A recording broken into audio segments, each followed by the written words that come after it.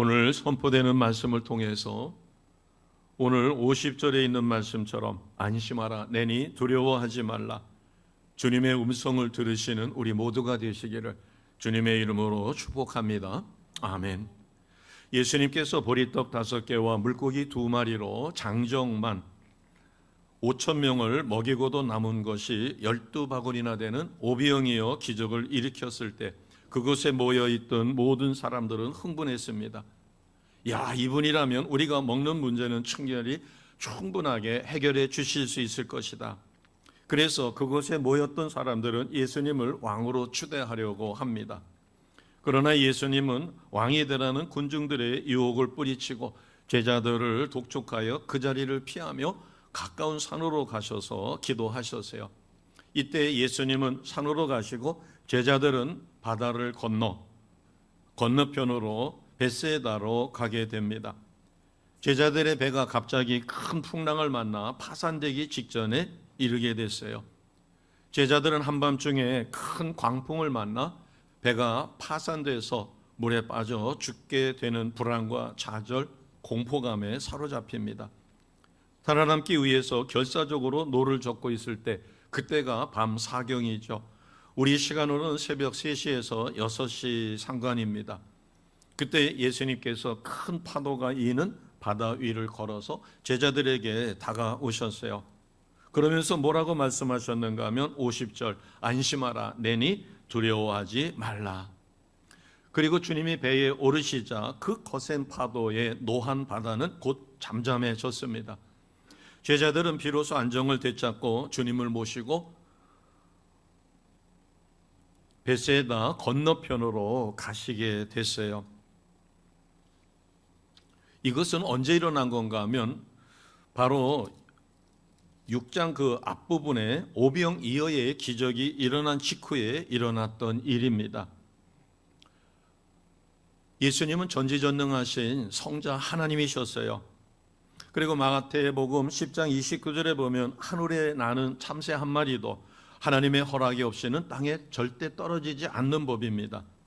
오병이어의 기적을 체험했던 그것을 도왔던 제자들, 그들에게 같은 날 이 바다 한가운데서 죽음 1분 직전까지 가는 죽음의 공포를 체험하게 하신 이유가 뭘까? 그 이유는 3가지로 생각해 볼 수 있습니다. 지금은 예수님께서 제자들과 함께 계셔요. 그러나 머지않아 인류를 대속하기 위하여 십자가에서 죽으실 것이에요.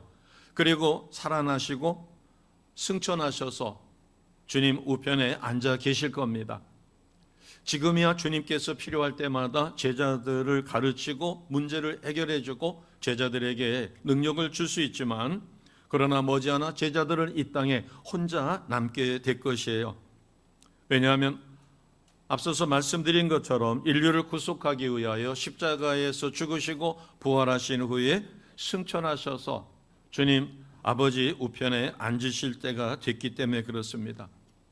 그러면 이 땅에 홀로 남아서 주신 사명을 감당해야 될 제자들, 이제는 혼자서 스스로 성령에 의지하여 말씀 따라 기도의 삶을 살아가야 하기 때문에 그와 같은 위기 상황에서 어떻게 그것을 극복해야 할 것인가를 훈련시키기 위하여 오늘 이 상황을 오병이어의 기적 이후에 바로 일어나게 했던 것입니다. 요한복음 13장에 보면 예수님은 제자들의 곁을 떠나게 될 것이다 라고 누차 말씀하셨어요. 그리고 성부 하나님 곁으로 가게 될 것이다. 그러면서 근심하는 제자들에게 근심하지 말라 그랬어요. 너희는 마음에 근심하지 말라. 하나님을 믿으니 또 나를 믿으라. 요한복음 14장 1절이죠. 그리고 그 이후에 4가지 약속을 하셨습니다. 첫 번째 주신 약속이 너희가 기도하면 내가 응답해 준다는 약속이에요. 이것은 요한복음 14장 13절 말씀입니다. 오늘 우리에게 주시는 약속의 말씀으로 우리가 선포하고 아멘으로 받습니다. 요한복음 14장 13절입니다. 같이 합니다. 너희가 내 이름으로 무엇을 구하든지 내가 행하리니 이는 아버지로 하여금 아들로 말미암아 영광을 받으시게 하려 함이라. 아멘. 내 이름으로 너희가 무엇을 구하든지 내가 응답해 주겠다는 겁니다. 왜냐하면 예수님은 제자들을 떠나실 것이고 보혜사 성령을 보내주실 것이며 그 성령에 의지하여 제자들이 무엇을 구하든 하나님의 영광을 드러내는 일에 해당될 때 응답해 주신다. 자, 첫 번째 약속이 기도의 응답입니다. 우리는 이미 기도 응답의 약속을 받으셨습니다. 아멘. 두 번째는 영원히 우리와 함께 하신다는 약속이에요. 요한복음 14장 16절 말씀입니다. 같은 요한복음 14장 16절 말씀인데 우리가 아멘으로 선포합니다. 시작. 내가 아버지께 구하겠으니 그가 또 다른 보혜사를 너희에게 주사 영원토록 너희와 함께 있게 하리니. 아멘. 함께 있게 하겠다. 세 번째 약속입니다. 보혜사 성령이 내가 그동안 너희에게 가르쳐 줬던 것, 또 잊어버렸던 것, 고난 가운데서 잊고 두려움에 빠졌을 때 주의 말씀을 가르쳐 줄 것이다. 그래서 성령께서 제자들을 가르치시겠다는 26절 말씀입니다.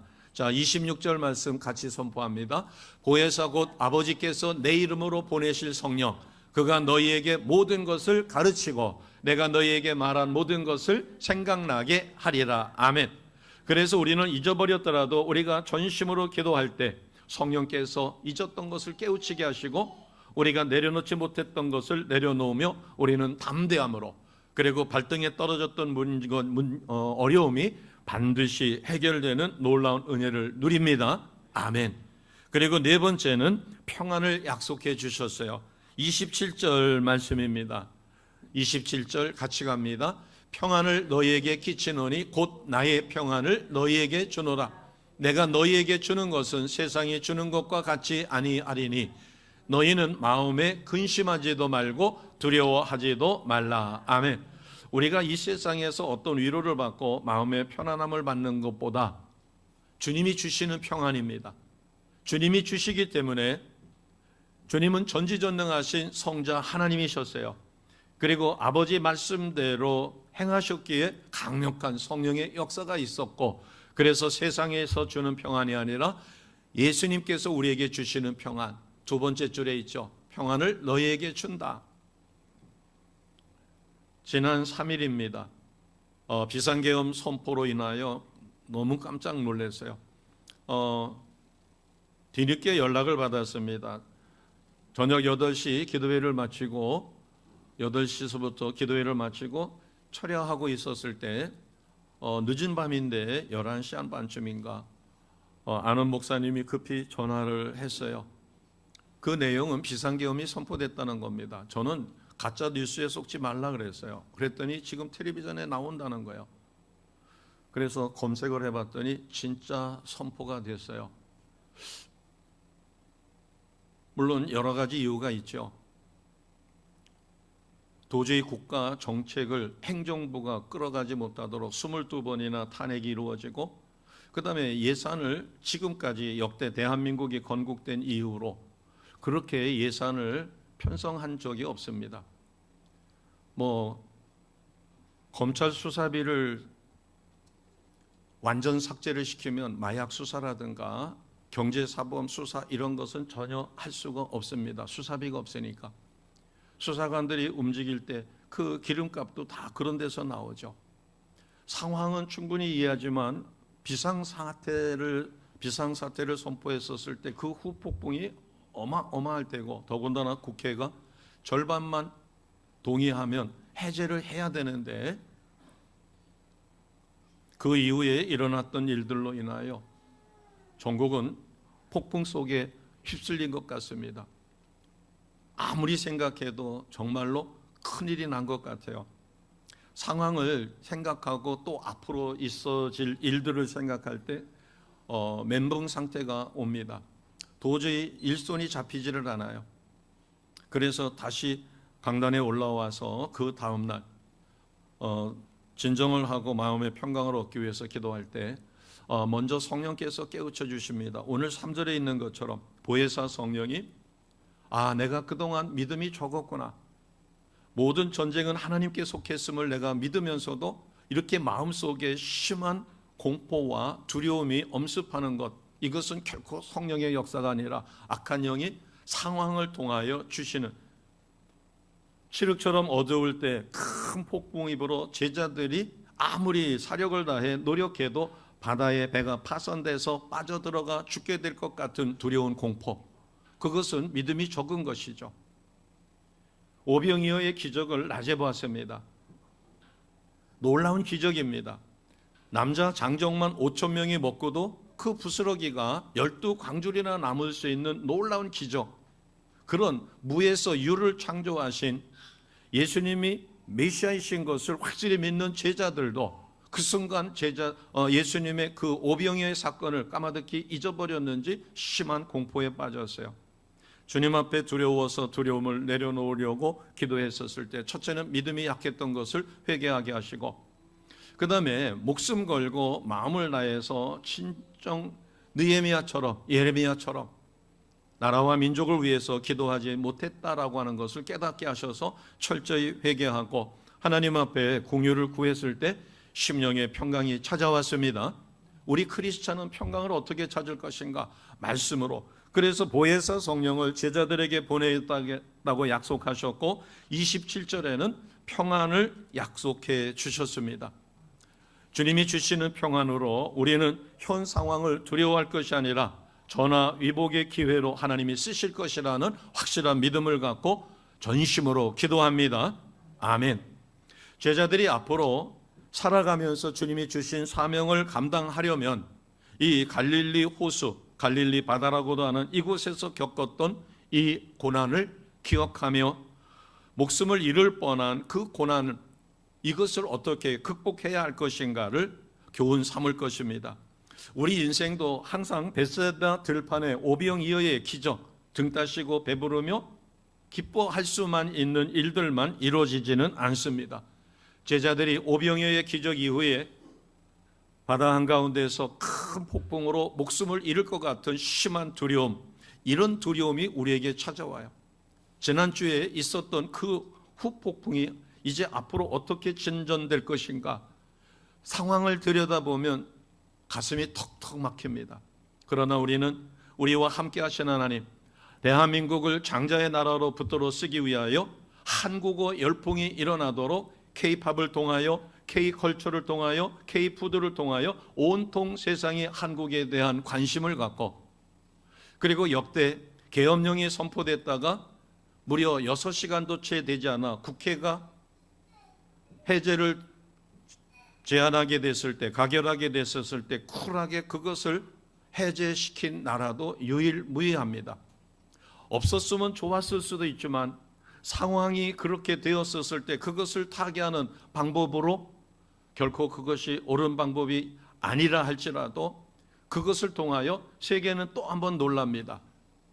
그리고 다른 나라들은 계엄령이 선포되면 두려워가지고 꽁꽁 숨는데 대한민국 국민들은 위기 앞에서 그렇게 하지 않았다는 거, 한국을 새롭게 보게 되는 거, 긍정적인 부분도 있지만 부정적인 부분도 큽니다.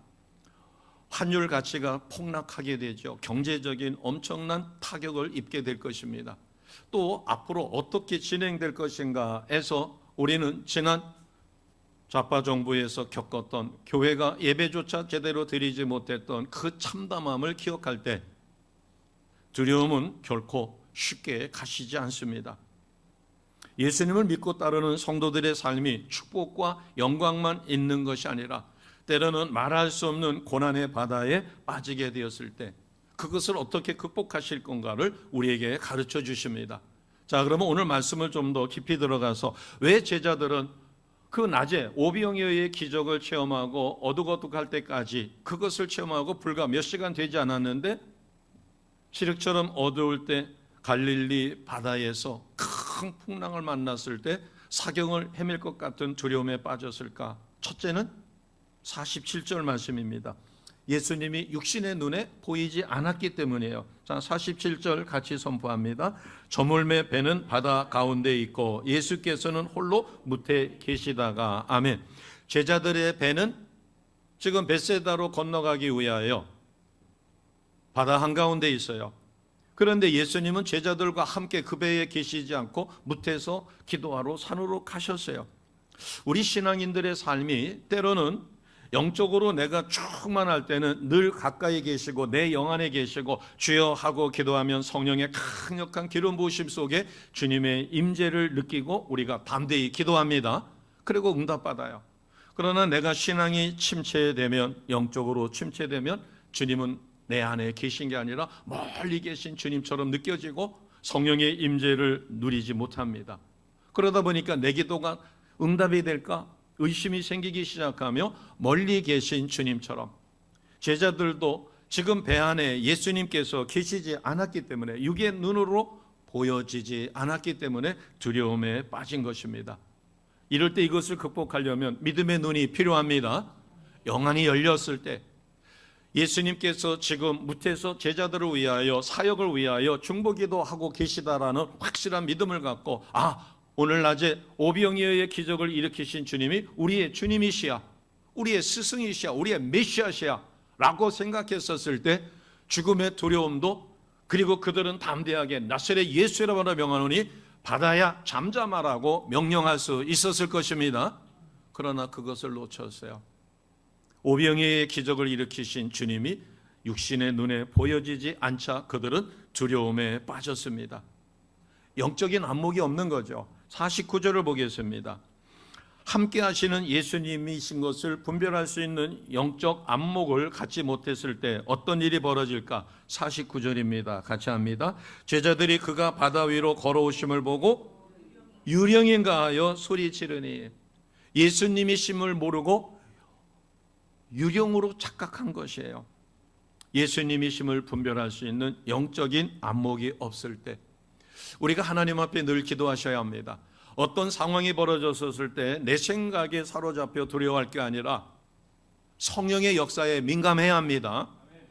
성령의 역사에 민감하다라고 하는 것은, 왜 하나님이 이런 상황에 몇 달만 참으면은 재판 결과도 나올 테고 구속되는 사람들도 나올 테고 이렇게 해서 정치를 바르게 이끌어갈 수 있었을 텐데 왜 이런 일이 내가 도저히 이해가 되지 않으면 하나님 앞에 구하셔야 합니다. 하나님, 저는 이해하지 못하겠지만 하나님의 선하심이 있음을 믿습니다. 한 마리의 참새도 하나님의 허락이 없이는 떨어지지 않는데 이 나라에 이렇게 엄청난 일이 벌어진 것에 하나님의 뜻은 어디 있습니까? 라고 우리가 물었을 때 주님의 선하심을 우리가 믿게 됩니다. 그러면서 전쟁은 누구에게 속한 것이에요? 하나님께 속했어요. 세상의 전쟁이든 영적 전쟁이든 모든 전쟁은 주가 주관하신다는 확실한 믿음을 가질 때 이해는 안 되고 상황은 너무너무 안타깝지만 그렇다고 해서 우리가 불안에 빠져 전전긍긍하거나 멘붕에 빠질 필요는 없습니다. 이것을 말씀해 주시는 거예요. 자, 더 강력하게 가르쳐 주는 것은 51절 52절입니다. 예수님이 배에 올라서 타셨을 때 그 어마어마한 광풍이 멈췄어요. 당연히 멈추죠.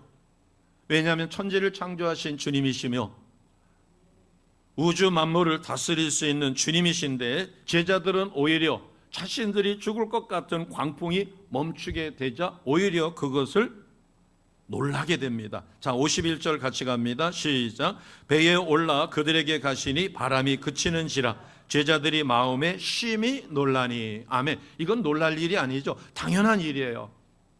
그럼 왜 이런 일이 벌어졌을까? 52절입니다. 같이 합니다. 이는 그들이 그 떡 되시던 일을 깨닫지 못하고 도리어 그 마음이 둔하여 졌음이더라. 아멘. 제가 평강을 위하여 주님 앞에 기도할 때 주님이 찔러서 깨닫게 해주신 게 내 마음이 둔하여졌구나. 주님이 나와 함께 하실 뿐만 아니라 대한민국과 함께 하셔서 왜 하나님께서는 물밑 작업으로 한국어 열풍이 일어나게 하셨을까? 한국어 열풍이 일어나게 하기 위해서 먼저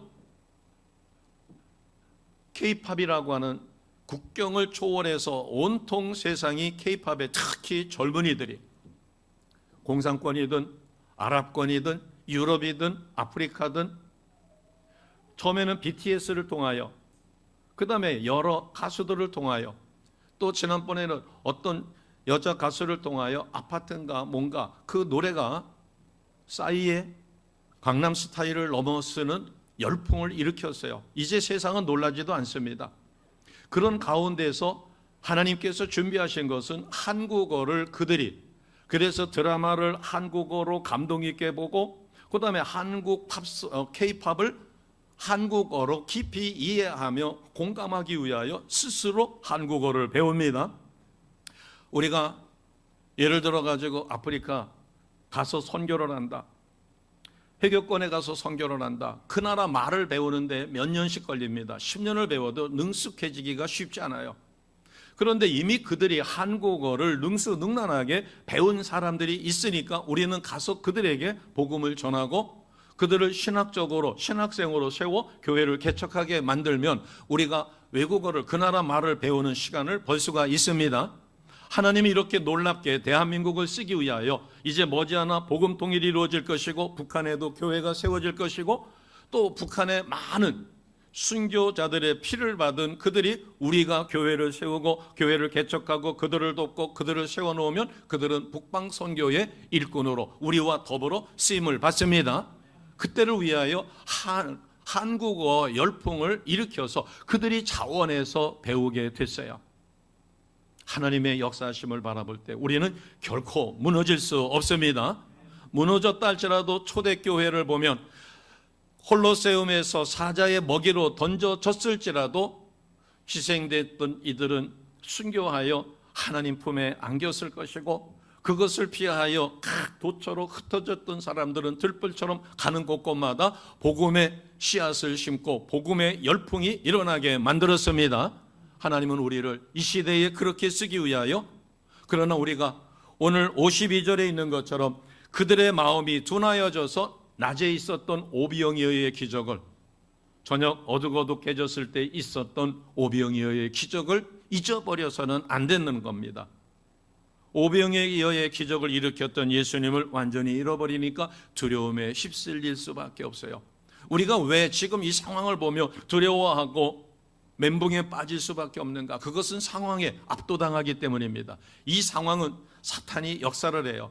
그래서 우리가 기도할 때 권력 뒤의 역사는 어둠의 영, 악한 영들을 물리쳐 줘야 합니다. 저들이 앞장서서 이 누구누구 이런 사람들이 앞서서 하고 있다면 그들의 이름을 불러가며 그들이 미운 게 아니라 그들 뒤에 역사는 악한 영, 마귀, 사탄, 분열케 하는 영, 대한민국을 침몰케 하고 하나님의 선하심, 하나님의 선교 사역을 방해하는 어둠의 영, 사탄을 우리가 쫓아줘야 합니다. 나사렛 예수의 이름으로 명하노니 이 누구누구 뒤에서 역사하는 이 어둠의 영, 악한 영아, 영원히 묶임받고 저주받고 지옥 형벌로 떨어질지어다. 예수의 이름으로 선포해야 합니다. 그래서 그들을 풀어줘야 돼요. 그리고 그들이 회개하고 돌아서야 되고, 그러나 회개하고 돌아서지 않는다면 하나님께서 심판하여 달라고 우리는 강력하게 촉구해야 합니다. 미움이 아니라 사랑으로 그들이 공유를 베풀을 수 있는 은혜를 주고 그들을 둘러싸고 있는 악한 영을 쫓아주고, 그렇게 했음에도 그들이 돌아서지 않을 때는 하나님의 놀라운 징벌이 있을 것입니다. 그러니까 우리는 두려워할 이유가 전혀 없다. 그래서 항상 기뻐하고 쉬지 않고 기도하며 범사에 어떻게 하셔야 돼요? 범사에 우리는 감사합니다. 왜? 이 어둠을, 이 두려움을 극복하면 놀라운 역사가 일어나기 때문이에요. 제자들이 시험에 예수님께서는 아셨어요. 그들을 벳세다 광야로 가게 하기 위하여 갈릴리 바다를 예수님이 빠진 상황에서 제자들만 건너가게 할 때 한밤중에 바다 한가운데 이르렀을 때 큰 광풍으로 제자들이 죽음의 사경에 두려움을 느낄 것을 아셨어요. 그러면서 그들에게 무엇을 가르치기 위해서 육신의 눈이 아니라 영의 눈을 열어야 합니다. 그리고 항상 자신들과 함께 하시는 예수님을 영적인 안목으로 바라봐야 하는 그런 믿음을 가져야 하며, 그들의 마음이 둔해지지 않도록 말씀과 기도의 삶을 통하여 우리는 영안이 열려야 되고 내 심령이 열려야 합니다. 아멘. 그렇게 되시기를 주님의 이름으로 축복합니다. 우리가 의심하여 두려움에 빠진다는 것은 하나님과 나와의 관계가 상황으로 인하여 지금 깨졌기 때문이에요. 살아서 역사하시는 하나님을 바라보지 못할 때, 와, 대통령이 탄핵돼 가지고 박근혜 대통령 때는 그렇게 돼서 어떻게 하지? 그러면 교회도 예배를 못 드리고, 코로나를 핑계해서 교회가 완전히 문을 닫고 수만 명 모이는 교회도 20, 30명 그렇지 않는 교회는 두세 명밖에 방송 요원과 설교하는 자 이외에는 모두 인터넷으로 예배 드리게 만들었던 그 악몽이 우리를 지배할 때 우리는 두려울 수 있습니다. 그러나 이것은 성령이 주시는 게 아니에요. 상황을 다스리시는 주님이심을 우리는 확실히 믿습니다. 자, 왜냐하면 환난이 닥쳤을 때 그것을 극복할 수 있도록 도와주시는 주님이 우리와 함께 하십니다. 46절을 봅니다. 46절 같이 갑니다. 시작. 무리를 작별하신 후에 기도하러 산으로 가시니라. 아멘. 뭐하러 산으로 가셨어요? 기도하러. 제자들이 머지않아 바다 한가운데 이르렀을 때 큰 폭풍을 만나 사경을 헤맬 때 그들을 믿음으로 지켜주시고 주님이 임하였을 때 그들이 바른 깨달음을 갖도록 주님은 산에서 계속 기도하고 계셨습니다. 대한민국의 상황을 바라볼 때 하나님이 앞서서 말씀드린 것처럼 K-팝, K-컬처, K-푸드를 통하여 한국어 열풍이 일어나게 하시고 그들이 젊은이들이 특히 한국어를 배워 그들이 복음을 받아들이면 현지 선교사로 요긴하게 쓸 수 있게끔 만들어 놓으신 하나님이 지금 대한민국의 상황을 바라보실 때 기뻐하실까요? 슬퍼하실까요? 믿음의 신실한 주의 백성들이 눈물로 하나님 앞에 이 상황을 극복하게 해달라고 간절히 금식하며 기도할 때 하나님의 마음은 찢어지듯 아프실 거예요. 왜? 대한민국을 내가 이렇게 사랑하여 쓰려고 했는데 뜻하지 않은 이런 어려움이 닥쳤어요. 이것이 하나님의 뜻인지 아니면 우리의 실수로 인하여 일어난 것인지는 모르지만 그러나 하나님은 사랑하는 자녀들이 겪는 마음의 고통을 아파하십니다. 그러면서 힘주시는 것이에요. 세상이라는 바다에 빠져서 우리가 허우적거리고 있을 때 주님은 우리를 긍휼히 여기시고 아버지 보좌 옆에서 우리를 위하여 중보기도 하고 계십니다. 아멘. 자, 48절. 예수님이 어느 때 제자들에게 왔을까? 예수님은 내가 기도할 때 어느 때 나에게 임하여 내 문제를 해결해 주실까? 그것은 가장 정확한 때입니다. 48절 같이 갑니다. 바람이 거스름으로 제자들이 힘겹게 노젓는 것을 보시고 밤 사경쯤에 바다 위로 걸어서 그들에게 오사. 아멘. 한밤중이에요. 밤 사경이라고 하면 우리 시간으로 3시에서 6시. 더군다나 갈릴리 바다에 칠흑처럼 어두울 때 큰 풍랑으로 배가 가라앉으면 제자들은 바다 한가운데서 얼마 동안은 그들은 어부의 기질이 있으니까 헤엄을 치겠지만 계속해서 힘이 빠지면 익사하게 될 것이에요. 어느 때 제자들을 찾아가셨어요? 가장 정확하게 제자들이 위기 상황에서 구원을 받아야만 큰 깨달음을 얻을 때 제자들이 힘겹게 노젓는 것을 보시고 밤 사경쯤에 제자들을 찾아가셨습니다. 우리는 너무너무 어려운 일을 닥쳤을 때 나의 주변에 나를 도와줄 리가 아무도 없다고 생각해요. 하나님의 손에 붙들려서 불의 사자로 하늘에서 불이 내려 제단에 불을 태워 바알, 아세라, 거짓 선지자 850명과 혼자 싸워 승리했던 엘리야, 그가 두려움에 쌓였을 때 하나님 앞에 자기 목숨을 걷어가기를 구합니다. 왜? 다 죽고 이제 누구만 남았다고 하소연하는 거예요? 나 혼자 남았습니다. 우리가 영적으로 침체되고 나와 함께 하시는 정확한 때에 임하시는 주님을 우리가 잊어버리면 하나님 앞에 넋두리하게 돼요. 다 죽고 나만 남았습니다. 지금 내 발등에 떨어진 불이 이렇게 뜨겁고 어려운데 이것을 해결할 힘이 아무것도 없습니다. 도와줄 사람이 아무도 없습니다. 그럴 때 주님은 말씀하셨어요. 바알에게 무릎 꿇지 않는 몇 명은 남겨놓으셨다고요? 7,000명을 남겨놓으셨어요. 제자들이 가장 어려울 때 예수님은 그 배에 오르셨습니다. 아멘. 주님은 늦장 부리고 계시는 것이 아니라 우리가 받아야 할 교훈을 깨닫고 우리가 변화되기를 기다리고 계십니다. 그러면서 말씀하시는 거예요. 안심하라. 내니 두려워하지 말라. 이 음성을 들으시고 담대해지시며 나라와 민족을 위하여 하나님의 섭리와 경륜을 바라보고 우리가 동참되기를 원하는 놀라운 기도의 용사들이 되시기를 주님의 이름으로 축복합니다. 20세기에 일어난 역사적인 사실, 유명한 사실을 바라보면 예수님은 택한 주의 백성들과 항상 함께 하셨어요. 출애굽할 때 430년 동안 그들은 노예 생활을 했다고 합니다. 400여 년이 넘는 그 동안 얼마나 많은 이들이 힘들어서 기도했었겠어요. 구해달라고. 그러나 하나님은 가장 정확할 때 모세를 보내셨습니다.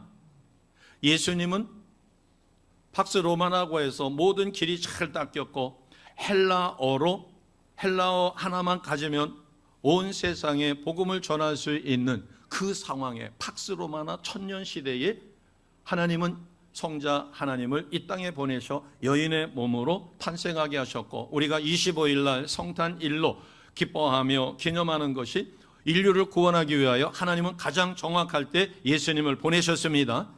그리고 그 예수님으로 인하여 BC와 AD가 기원 전과 기원 후 이것이 갈라지는 놀라운 분기점에 쓰셨어요.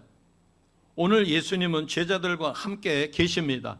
아우슈비츠 수용소라고 하는 그곳에 유태인들은 갇혔다가 알몸으로 가스실에 끌려 들어가서 원인도 모르고 가스에 중독돼서 죽습니다.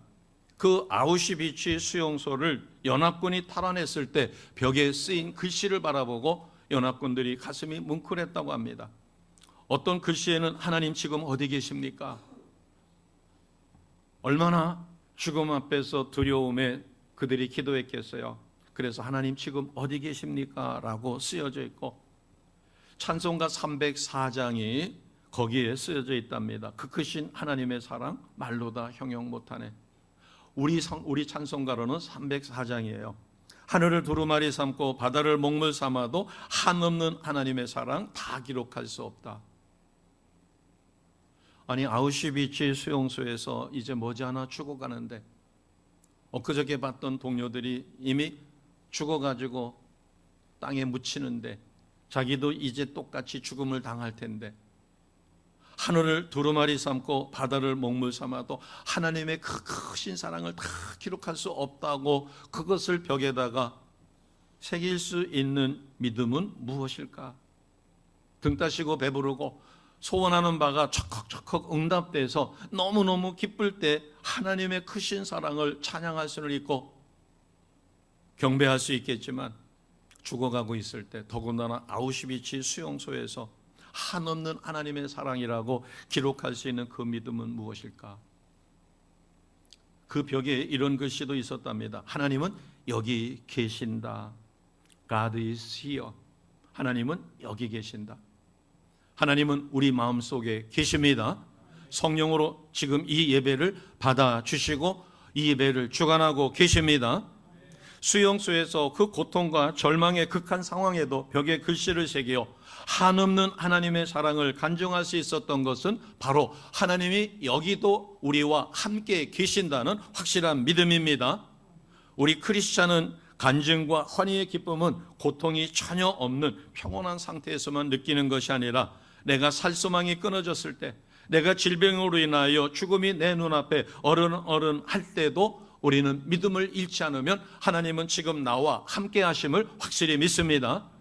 설사 우리가 원하는 방식으로 대한민국이 가지 않는다 할지라도 지난 4년처럼 또 어둠에 흑암에 사로잡혀 우리가 고생을 한다 할지라도 그것은 잠시 잠깐이요, 하나님은 우리를 통하여 우리를 연단하신 후에 북방선교로 우리를 귀하게 쓰십니다. 준비된 자를 찾으셔요. 우리를 준비하기 위하여 우리가 온전치 못한 것을 철저히 내려놓도록 우리를 연단하신다면 그것도 하나님의 선하신 뜻입니다. 죽음이 24시간 따라다니는 고통스러운 수용소에서도 하나님의 사랑을 찬미할 수 있는 그 큰 믿음이 우리에게도 있어지시기를 주 예수 이름으로 축복합니다. 그리고 어떤 상황이든 오늘 50절에 안심하라, 내니 두려워하지 말라. 주님의 음성을 듣고 어떤 역경과 환난도 극복하시는 우리 모두가 되시며 이 말씀 의지하여 승리의 삶을 살아가시기를 주 예수 이름으로 축복합니다. 아멘. 기도하겠습니다.